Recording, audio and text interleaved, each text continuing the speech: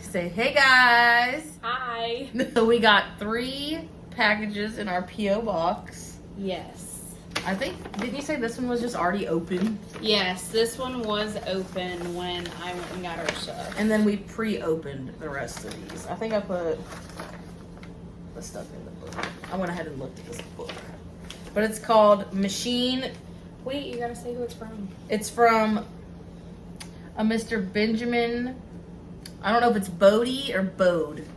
I'm sorry if I mispronounced your name. But Machine to Man. And he signed it. He wrote this book. I'm very excited to read it. He gave me his business card. It's Velvet Room Publishing. Go check his stuff out. Go support him. And then he wrote me a little note. I'll read it for you guys. It just says, Dear Destiny, hope you're doing well with Lexus and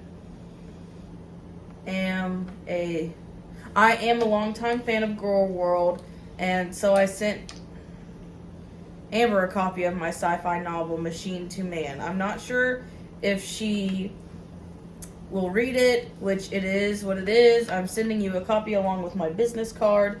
If you read my book and happen to enjoy it, then I would be thankful and appreciative of your... What does that say? I think that says readership. Readership. Have a nice day. Sincerely, Benjamin Bode. Thank you. Thank you.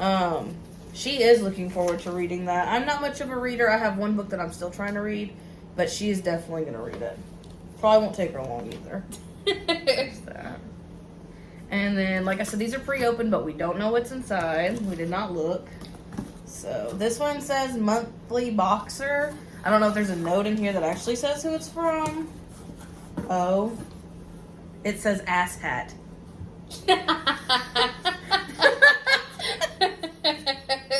Heck yeah. There's no note and there's no name, but let's see. I have a small head. Sorry, our dog just moved the camera. Look, Ass Hat. That was a little too small. That's hilarious. I'm gonna wear that to the beach or something. Yes. No, I don't have my bun on. And then this one. This one also says, it just says Dossie's Deals. It's very heavy. Oh. It's code red. That's the best. I understand why y'all did that. I think there's a note in this one. What does it say? Hold on. Okay, it says, enjoy. They're both delicious and very aerodynamic. Hope you're getting what you need from opening up emotionally and physically. And enjoy Code Red. It's my fave U.S. drink from Saul from Israel. World famous girl. Wow. Thank you. I'm definitely going to be drinking this. I'm just saying. That's hilarious. I love that. I'm sure you all know why they sent me Code Red. And that's what makes it even better. Yeah. All right, well, that was it. Tell them bye, because I'll be back in a minute. Bye. Okay, so you guys just saw us unbox our first P.O. box haul. Sorry, this is kind of moving around. I have it on this like movable tripod thing. Ignore my projector stuff. So I just wanted to come on here. I know I haven't been on in a while. I haven't been on since the Amber Lynn phone call. So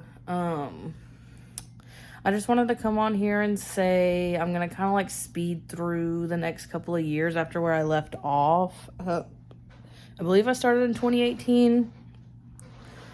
And then after this video, I'm probably not going to be talking about Amber Lynn a whole lot because after that point in my life, like there wasn't a whole lot going on with Amberlynn. Like, once I moved back here, I hung out with her some here and there, and I helped her move in like 2020. But for the most part, our friendship died. Like, it wasn't anything that crazy. So, like I said, 2018. In the start of 2018, I think I told you guys I lost my job. Moved back here. So I moved back here. My dad helped me pay my bills for a little while till I found a job, because I unexpectedly moved here. Took me a little while to find a job. Found a job like within a month, though. I don't even think it was that long. I was doing like in-home health care. So I was going to people's houses and assisting them with what they needed and stuff like that. So, did that for a little while till I got a better job working at a group home. And around this time too, you guys can see us vlogging some here and there. You can go back and see around these points in time, because right around this time was when me and Dana had first started vlogging. So when I moved to Florida, though, I moved without Dana, and it took a couple months. And then at the time, like, it was me, my sister, my dad, and then my grandparents all living in the same house. And I had to just either find our own place or whatever. And I was, talking to my grandma about it. My grandma was like, you know what, she should just go ahead and come and all this, because I wasn't sure how moving someone in with your family would go, so I didn't want to just do that. But my grandparents were like, okay, yeah, she can just move in here with us, and that's what we did. And it took her a long time to find a job. Long time. I don't know, like, what was going on. It's hard to get a job sometimes, and this was a completely new state for her, so she had a hard time. And by the time she started working, I had already been working. We worked at the same place, but we worked in separate places. Like, we worked for the same company. Like I said, I worked in the group home. She worked at, like, there was group homes with this facility, and then there was the main facility. She worked at the main facility. I worked at the group homes, and it was for special needs people. You just took care of them and got them ready for the day, stuff like that. She did the cooking for them. Let's see. So worked there for a while, worked there for about a year. 2019 came around. We went up there on vacation for about a week, realized that we missed everything there. Like, her nieces and nephew, her mom, my mom, like, we were just like, we need to be back there. So we went up there on vacation in like May, maybe it's the beginning of June, like late May, early June, whatever. So we decided by September, we actually moved back to Kentucky on Dana's birthday. Did that, got there or whatever. We moved in with my mom. We were going back and forth between her mom's house and my mom's house, really, but mostly with my mom. I started working at a daycare. Dana didn't want to work at this daycare, but I liked it. I liked it a lot. It was cool. We loved it.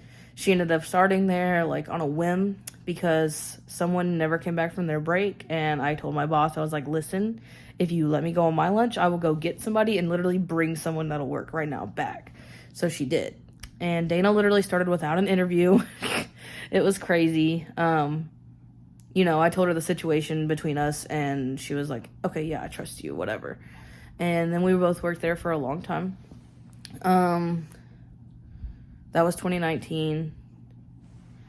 I'm just trying to give you the highlights, because mostly 2019 and 2018 was just me working. When I worked at that group home, it was literally 7 days a week, 8 and 12-hour shifts, if not 16-hour shifts. So I literally just worked for so long.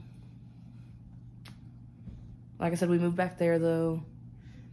We moved in with some roommates, which you see a little bit of that in some vlogs that we started when we moved back to Kentucky. That was a lot. That was when everything happened with Cash as well. So that was the beginning of 2020. But we moved in with them in like November. And like I said, we ended up getting screwed out of that roommate situation. They weren't paying rent, but they were wanting our half of the rent. And we didn't know that they were a month behind in rent when we moved in there. So I told them once they got it caught up, because I wasn't paying for time I wasn't there, that I would gladly give them my half of the rent, and they never did it. So by the time me and Dana found our own place, they were like, oh, we're getting an eviction notice. And I was like, okay, I don't have the money to catch you up on the rent still. Like, we were only there a month, 2 months, if that. And we did all the grocery shopping. We did everything because the couple that we moved in with, the girl ended up, she worked at the sister daycare to ours, and she ended up losing her job. And it was really just me and Dana pumping money into that without paying rent. Like, they never attempted to pay rent either. It wasn't just like, if I'd given them my half of the rent, it wouldn't have gone towards rent. And I wasn't doing that. Got our own place, loved it. We were like, never doing roommates again, whatever. Shortly after we got our own place, her nephew ended up staying with us quite a bit. Practically living there, not 100%, but basically was. I'm sorry if you can hear my dog. Tartar. Tartar. Quit. He's an itchy man. It's just getting close to time for him to take his apple quill. But, so, like I said, he basically moved in with us. March of 2020 comes, and Dana's mom passes very unexpectedly. You guys know the story. About a month after her mom passed, we found out my mom's cancer was back. She thought she had pneumonia. Went to urgent care. They're like, yeah, it's pneumonia. Here's some antibiotics. Follow up with your primary in a couple days. She went to her primary. Her primary was basically like, that's not pneumonia. You know, you need to go be seen at the hospital and get some scans done. And when they did it, there was lots of masses in her chest. Not just like, she had breast cancer. But not just that, but like in her lungs and just other places. So when she ended up, well, first we went on vacation to Myrtle Beach. This was during the pandemic as well. Like, we were living off of unemployment, and unemployment was nice in Kentucky. I mean, like, there were so many bonuses, and we just caught all of our bills up as much as possible and kind of like splurged, kind of did like a second Christmas for her nieces and nephew. Like, it was a good time. Went to Myrtle Beach for about a week. My papaw paid for all of us to stay at this this beach house. And all we had to do was pay food and get our way there, obviously. So we drove. And then about 2 days after we came, not even 2 days, I think it was literally the day or the day after we came back from Myrtle Beach, my mom had her PET scan done and got her results back. And there was literally from head to toe nowhere that there wasn't cancer. Literally, it was everywhere. And they were basically like, you know, chemo would just not even help. It wouldn't even touch it. They were like, who knows really how long she has. And we went to Myrtle Beach in June. My mom passed July 20th of 2020. So we didn't know that we weren't going to have that much longer, but my sister came up there. My brother was up there. You know, like, we were just doing what we could, you know, spending time, doing everything. And then I know that I think it was 2 days after my mom passed, Becky's mom passed, and she passed of literally the same exact thing my mom did. It's called metastatic breast cancer. It's when you have breast cancer and it leads to other forms of cancer spreading to the rest of your body, basically.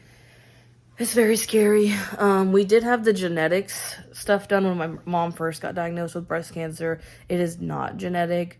But me and my sister and my brother try to stay on top of making sure that everything is always checked out with us. Like, I know I turned 28 the other day, and I figured they were already going to start me on mammograms. But when I went about a month ago to the lady doctor, and they told me I don't have to start till I'm 30 unless I have concerns or find anything.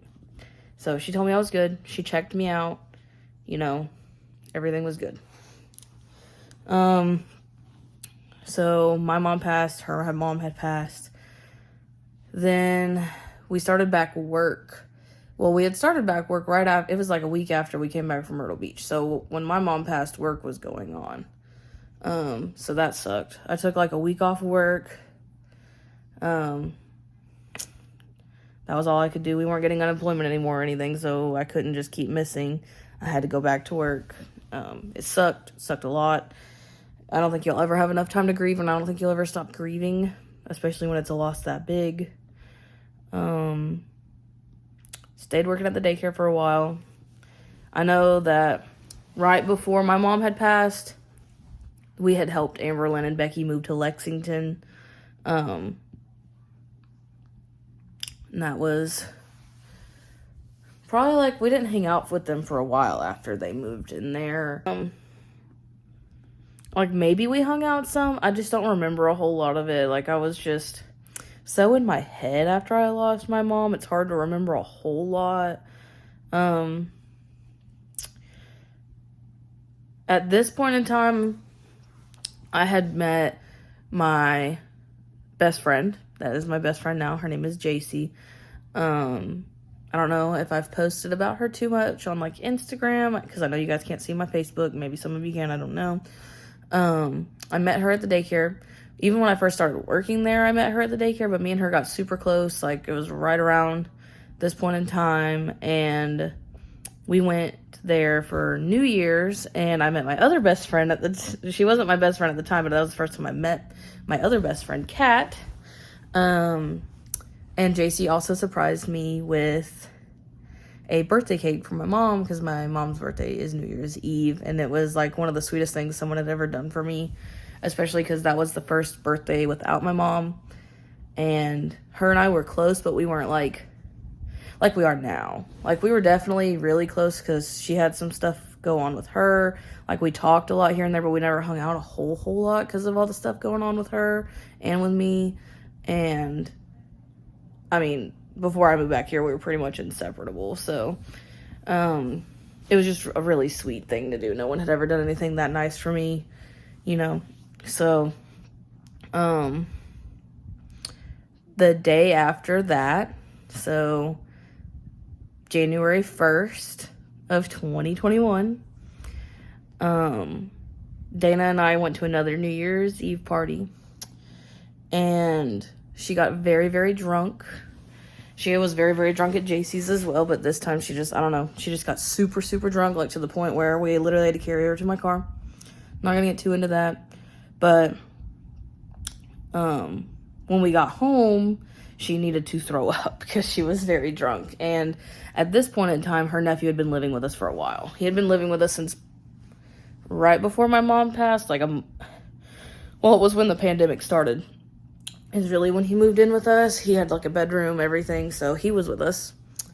Not the best, but he really literally never wanted to go anywhere except be with us, and I was sober. So I drove us home. He was not in any danger. It was fine. But when she got home, we got her up the steps, and she needed to throw up. Let her throw up, and me and him were just letting her do her thing. She doesn't like people to watch her throw up. And she starts just yelling at me, saying that she doesn't love me. This is probably going to get some backlash from her on me. But this is what happened to me, so I'm going to tell my side of it. I feel like I've gotten through a lot of this stuff in like 15 minutes, so. But she started yelling at me, basically that she didn't love me anymore, and that she hadn't for a little while, and that she was cheating on me with a man. And I wasn't sure what to do. I wasn't sure what to say because she was very drunk. She was throwing up. I told Cole, her nephew, my nephew still, I said, you just need to go in your room and you need to just let me take care of this. Don't worry, because he worries about everything. So she finally stops throwing up and literally just passes out in bed while I'm over here not knowing what to think, crying, thinking that at that point in time, almost 4 years of a relationship was flushing down the toilet, basically. Like, it would have been 4 years in that February. So I was like, do I have to move back here? Like, what's going to happen? Like, what am I going to do about Cole? Because he was living with us. I was like freaking out, you know. I was like, what's going to happen? And she was just passed out. And I didn't sleep. It was already very late, and I didn't sleep. And I woke her up probably about 6 o'clock in the morning. I woke her up and asked her about what she said. And I want to say she said she didn't remember what she said. But I told her what she said, and she admitted to everything. And I wasn't sure what was going to happen. We talked about a lot of stuff, tried to get a lot of stuff out. Now, granted, I can't say I was being the best person at this point in my life because I had just lost my mom. And coping and grieving really does change you as a person. And I realize that a lot more now after everything ended between her and I, like really ended. That it really can change you as a whole. So, I wish I would have known that then and saved myself a lot of troubles, but, her and I just spent the whole day kind of like talking here and there, tried to be better about stuff. I think we got a stimulus around this time, and so I had Cole go stay with his mom. And her and I went away for a weekend in Knoxville, Tennessee, and really just tried to, like, reconnect and try to find, like, those people we were before. So much heartbreak affected us, kind of, and I think that did work for a little while. That was, like I said, the 1st of January, so, I want to say May, maybe it was the beginning of June, end of May, she cheated on me again. This time, she wasn't drunk admitting to it. She wasn't anything. We were just, I don't know if we were arguing, if we were just talking. I don't really remember, like, what made her say it, but she admitted to it. And then patched stuff up again. I don't know. Like I said, I wish I had known what I know now. Save myself a lot of heartache. Then,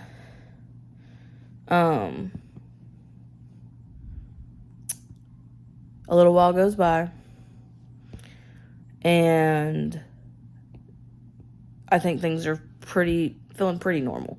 We did at one point, right before she told me she was cheating on me that second time, we did lose our jobs at the daycare. My car broke down, and it had been breaking down a lot, and we were having to miss a lot of work, and basically the daycare was just like, you know, we can't keep relying on you, because we were 2 main teachers, so it was very hard to replace us and, like, last minute replace us.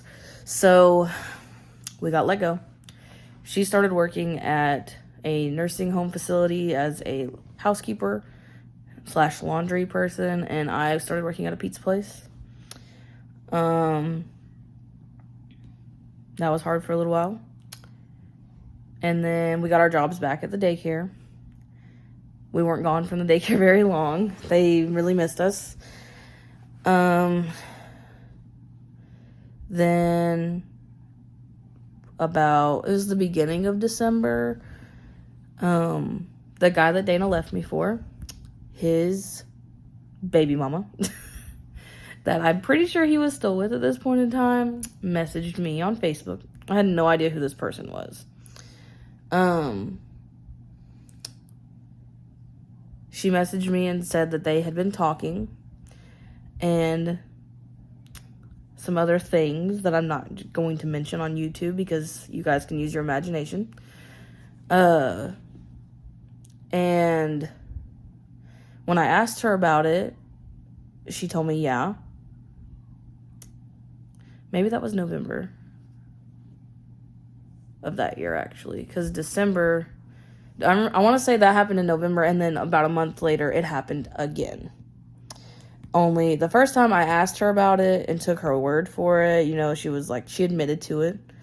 And I went to my best friend's house. It was whatever. And then in the beginning of December, when that girl had messaged me again and said it was still going on, I didn't give her a chance to explain herself. I just left. That's when I really thought things were over.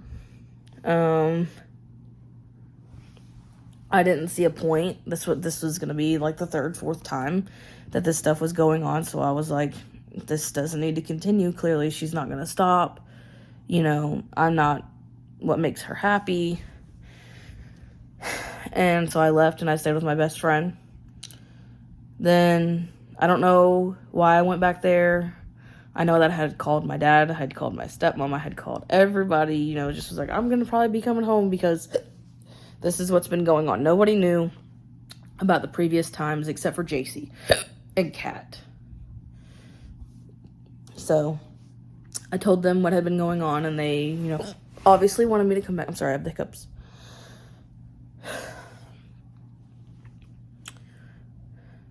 I ended up going back over there for something. I know I had taken Tartar. You can't see him now.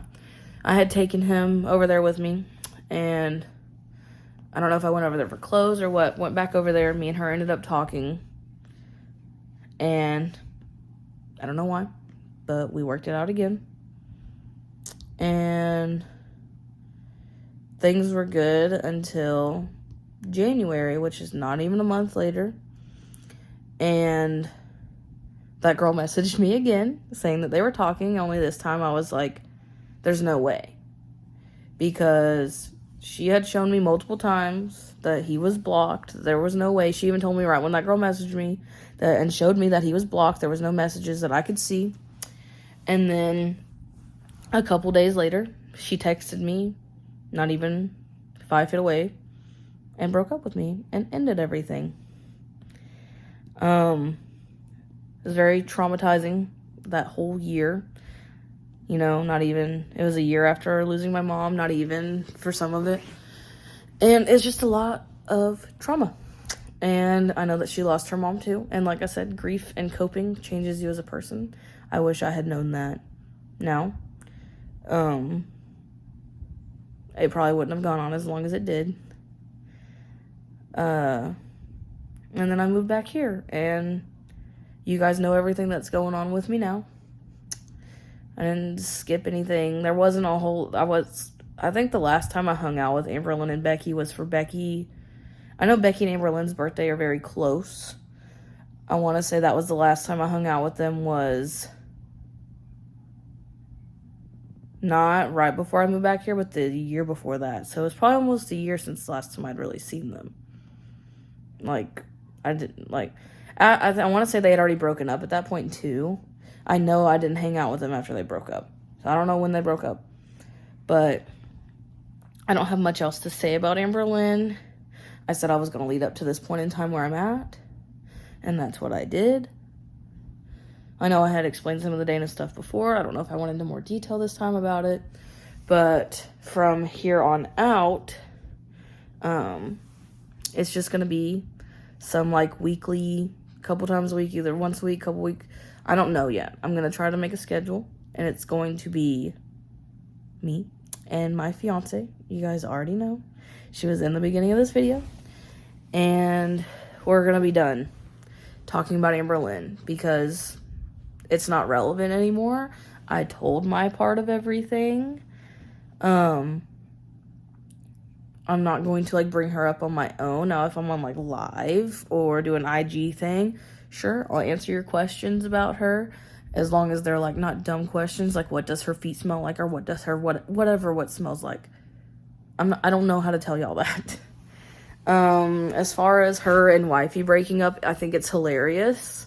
Not that they broke up, but what's hilarious is that when we got off the phone call and got off live, me and Lexus were sitting and talking, and she said something about, she said, I bet they break up soon. I don't know, like, what came over her to talk about it, but she was right, and they broke up not too long after that.